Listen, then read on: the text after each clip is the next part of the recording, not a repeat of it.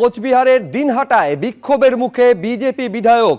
হামলার ঘটনায় কোচবিহারে বিজেপির বিক্ষোভ অবরোধ। বিজেপি বিধায়ক নিখিল রঞ্জন দেকে ঘিরে বিক্ষোভ তৃণমূলের। ছবিটা একবার দেখুন।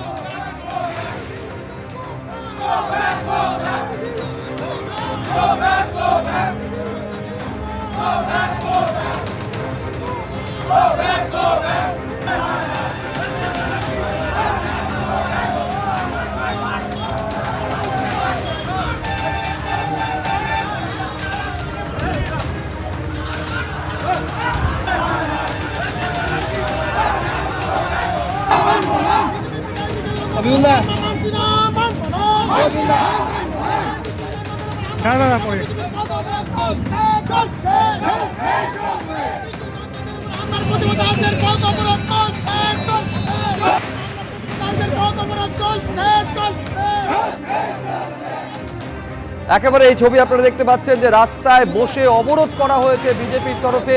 এখন কি কারণে এই হামলার ঘটনা ঘটলো, কি কারণে বিক্ষোভের ঘটনা ঘটলো, এই মুহূর্তেরই বা কি পরিস্থিতি, শুভেন্দু ভট্টাচার্য আমাদের প্রতিনিধি আরো বিস্তারিত বলবেন। শুভেন্দু, দেখো, এই মুহূর্তে আজকে দিনহাটা যে মহকুমা আদালতে সেখানে হাজিরা দিতে গিয়েছিলেন বিজেপি বিধায়ক এবং তারপরেই তার উপরে হামলা হয় এবং তাকে ঘিরে বিক্ষোভ দেখানো হয়, তার গাড়িতে ভাঙচুর চালানো হয়। ঘটনার প্রতিবাদে ইতিমধ্যেই কিন্তু বিজেপি সমর্থকরা তারা কোচবিহার শহরের মরাপোড়া চৌপতি সেখানে কিন্তু ইতিমধ্যেই রাস্তা অবরোধ করেছে এবং তাদের একটাই দাবি যে এই যে দুষ্কৃতী যারা এই ঘটনার সাথে যুক্ত তাদেরকে গ্রেপ্তার করতে হবে।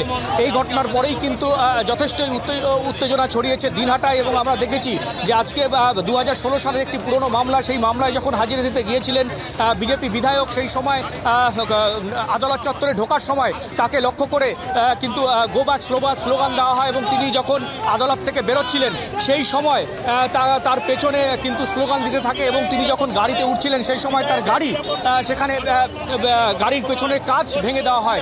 এই ঘটনা কোচবিহারে জানাজানি হতেই কিন্তু বিজেপি কর্মী সমর্থকরা বিজেপি পার্টি অফিসের সামনে মরাপোড়া চৌপতি সেখানে কিন্তু পথ অবরোধে সামিল হয়েছে এবং তারা পথের মধ্যে রীতিমতো বিজেপি জেলা সভাপতি তিনি অভিজিৎ বর্মন তিনি কিন্তু রীতিমতো বসে রয়েছেন পথে। তার সাথে আমরা কথা বলে নেব। দাদা, আজকে এই যে অবরোধটা কতক্ষণ চলবে? প্রশাসন আসুক। প্রশাসন কোথায়? প্রশাসন কথা বলুক আমাদের সঙ্গে। কেন হচ্ছে একজন বিধায়কের উপরে এই আক্রমণ? তাহলে সাধারণ মানুষের নিরাপত্তা কোথায়? একটা কোর্ট চত্বরের মধ্যে যেখানে 144 জারি থাকে সেখানে কি করে আক্রমণ হয় একটা বিধায়কের উপরে? তাহলে প্রশাসন কি ঘুমিয়ে আছেন নাকি পরিকল্পিতভাবে তাকে আক্রমণ করা হচ্ছে? এই ধরনের ঘটনা বারবার ঘটছে। ওখানকার বিজেপির কর্মীদের বিরোধীদের কোনো নিরাপত্তা নেই। সেখানে একের পর এক যে লিডারদের উপরে কর্মীদের উপরে আক্রমণ হচ্ছে আর প্রশাসন ঘুমিয়ে আছে, দর্শক ভূমিকা পালন করছে। এটা আমরা মানছি না, মানবো না যতক্ষণ না পর্যন্ত এখানে আমরা কোচবিহারে গণতন্ত্র প্রতিষ্ঠিত করতে না পারবো, যতক্ষণ আমরা সাধারণ মানুষের যে তাদের যে নিরাপত্তা সুনিশ্চিত হচ্ছে ততক্ষণ পর্যন্ত আমাদের আন্দোলন চলবে।